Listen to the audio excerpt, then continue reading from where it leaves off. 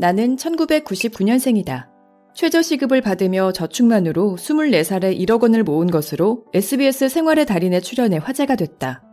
사람들은 내게 묻는다. 왜 그렇게 돈을 모으나요? 내가 초등학교 2학년 때 다정했던 아빠가 변했다. 툭하면 고함을 지르고 가족들을 폭행했다.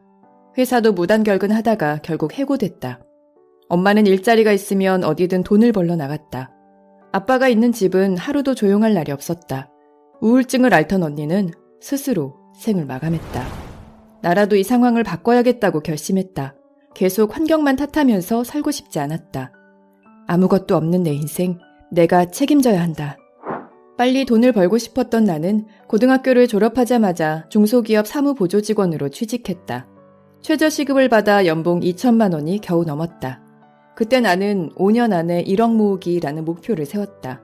그러려면 매달 166만 원을 저금해야 했는데 월급을 훌쩍 넘는 액수였다. 나는 짠테크로 돈을 아끼면서 휴일에는 쇼핑몰 부업을 했고 퇴근 후에는 호프집에서 새벽 2, 3시까지 일했다. 그렇게 매달 225만 원 이상을 저축하며 4년 2개월 만에 1억 모으기에 성공했다. 목표했던 5년에서 10개월이나 앞당긴 것이다. 1억을 모으면 너무 행복할 거라고 생각했다. 그러나 얼마 지나지 않아 우울감에 빠져버렸다. 인생의 목표가 사라진 기분이었다. 1억이 있으면 뭐해. 그 돈으로 집도 못 사잖아. 나는 한 부동산 유튜브 채널에 1억 원으로 무엇을 할 수 있을지 고민 상담을 신청했다. 운 좋게 내 사연이 채택되어 소개됐고 며칠 후 SBS 생활의 달인에서 섭외가 왔다. 최저시급으로 어떻게 4년 만에 1억 원을 모았는지 알려달라는 것이었다. 절약의 달인으로 방송된 내 이야기는 크게 화제가 됐다. 각종 일간지에 기사가 실렸고 많은 사람들이 응원의 메시지를 남겨주었다. 그로부터 2년 후 나는 다시 1억 원을 모았다. 처음 1억 원을 모을 때보다 속도가 더 빨라졌다. 응원해주는 사람들과 새로운 목표가 생기자 허무함도 사라졌다. 이제 막 최저시급을 벗어난 학력도 스펙도 없는 평범한 20대인 나는 어떻게 저축만으로 2억을 모을 수 있었을까? 1. 자취생이 식비를 아끼는 방법. 첫 직장을 그만두고 이직을 하게 됐다. 이직과 함께 나는 인생의 터닝포인트를 맞이했다. 이직하는 회사가 대전에 있어서 자취를 하게 된 것이다. 혼자 살기 시작하니 예상치 못한 지출이 늘어났다.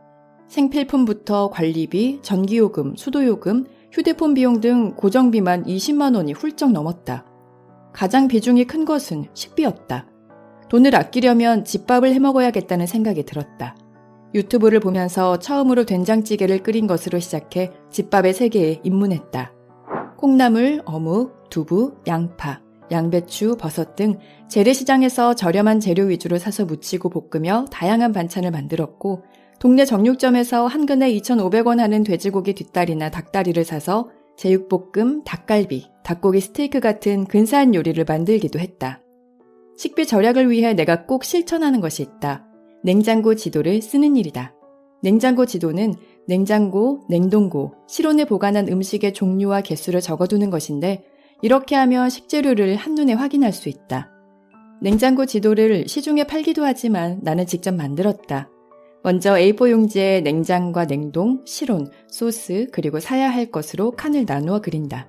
그 종이를 투명한 클리어 파일에 넣고 냉장고에 붙인 뒤 잘 지워지는 펜으로 쓰면 썼다 지웠다 할 수 있다. 냉장고 지도의 가장 큰 장점은 직관성이었다. 냉장고를 여닫으며 확인하지 않아도 어떤 식재료가 있는지 한눈에 살펴볼 수 있었고 머리에 레시피를 그려볼 수 있었다. 이렇게 한 달 식비로 평균 5에서 10만 원 정도만 지출했고 식비와 고정비를 포함해 한 달 지출을 25에서 35만 원 선에서 유지할 수 있었다. 2. 선저축 후 지출하기. 월급이 300만 원인데 저금은 100만 원도 못한다는 사람이 많다. 월급을 쓰고 남은 돈을 저축하기 때문이다. 선저축 후 지출은 돈을 모으는데 기본 중 기본이다. 월급을 받으면 저축을 먼저 하고 남은 돈 안에서 지출해야 한다. 의지가 약하다면 월급이 입금되는 날 바로 적금 통장에 자동 이체되게 하는 것이 좋다. 나는 통장 쪼개기를 한다. 통장 쪼개기란 적금 통장, 고정비 통장, 생활비 통장, 투자 통장, 비상금 통장 등 용도에 따라 통장을 나누어 지출을 관리하는 것을 말한다. 적금도 쪼개기를 하는 것이 좋다. 한 통장에 몰아서 저금하는 대신 2개 이상으로 통장 계좌를 구분해 저금하는 것이다. 그러면 갑자기 큰 돈이 들어가야 하는 상황이 생길 때 필요한 금액에 맞춰 한두 개의 통장만 정리하면 된다. 제한을 걸어두지 않으면 소비는 끝도 없이 늘어난다는 것을 잊지 말자. 3. 짠테크로 생활비 줄이기.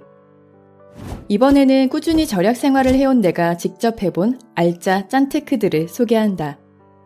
앱테크로 생필품 사기. 나는 많은 것들을 거의 공짜로 해결한다. 남들 못지않게 다양한 음식을 잘 차려 먹고 생필품도 마음껏 구매한다. 이 모든 걸 공짜로 할 수 있는 방법이 있다. 바로 앱테크다. 앱테크는 애플리케이션에서 포인트를 받아 현금화를 하거나 물건을 받는 재테크 방법이다. 매일 출석 체크만 해도 포인트를 주는 곳이 있고 얼마 걸었는지에 따라 포인트를 적립해주는 곳도 있다. 차곡차곡 모은 포인트는 상품으로 교환하거나 현금화할 수 있다. 내가 사용하는 앱테크 애플리케이션 몇 가지를 소개한다. K패스로 교통비 줄이기. 직장인의 가장 큰 고정비 중 하나가 교통비다. 대중교통을 이용하는 경우 매일 기본 3,000원은 교통비로 지출된다. 교통비를 줄이는 방법으로 가장 추천하는 것은 K패스다. 앱을 설치하고 관련 카드를 발급받아 등록만 하면 사용할 수 있다. 월 15회 이상 정기적으로 대중교통을 이용할 경우 일반인 20%, 청년층 30%, 저소득층 53%까지 지출 금액의 일정 비율을 다음 달에 돌려받는다. 서울에 거주한다면 기후 동행카드를 추천한다. 서울 시내의 전철, 버스, 따릉이를 최소 55,000원부터 최대 65,000원으로 30일간 이용할 수 있다. 휴대폰 알뜰요금제 활용하기. 알뜰요금제는 이동통신망을 가지지 못한 사업자가 기존의 통신사망을 빌려 사용하는 통신 서비스다. 요금제가 저렴하니 통신의 질이 떨어지지 않을까 걱정하지만 3대 통신사와 별 차이가 없다. 알뜰요금제로 변경하고 나니 휴대폰 요금이 최대 월 5,000원을 넘지 않았다. 그러다가 알뜰 통신사들끼리 서로 경쟁한다는 사실을 알게 됐다.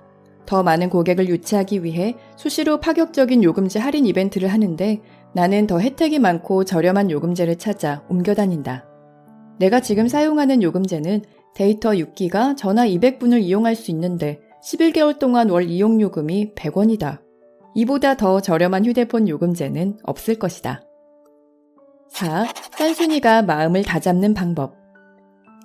지인 중 사업가가 있었는데 매달 1,000만 원을 버는 분이었다. 그분이 내가 돈을 모으는 모습을 보고 이런 말을 하셨다. 적은 월급을 아껴 쓰면서 모으는 것도 좋지만 돈을 많이 쓰고도 남는 수입이 더 많은 사람이 되는 게 나아요. 그러려면 본인의 가치를 높여야 합니다. 왜 그런 말을 하셨는지 충분히 이해한다. 그러나 나는 투자 감각도 없고 고액 연봉을 받는 대기업 직원도 아니다. 특별히 똑똑하지도 않다. 남들보다 특별한 능력이 있는 것도 아닌 평범한 20대 직장인인 내가 할 수 있는 방법은 소비를 줄이는 것뿐이었다. 주변에서 20대에 자신을 위해 마음껏 소비해보지 않으면 후회한다는 이야기를 많이 들었다. 엄마조차 1억 원을 모으기 전까지는 타박을 많이 했다.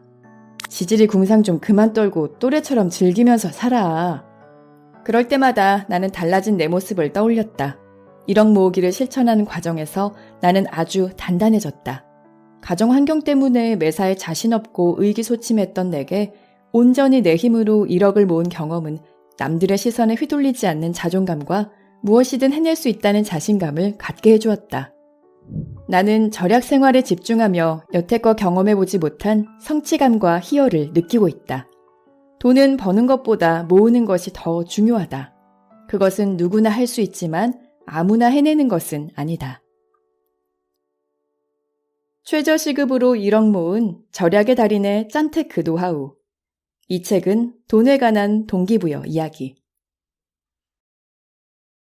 이 콘텐츠가 도움이 되었다면 구독과 좋아요를 눌러주세요.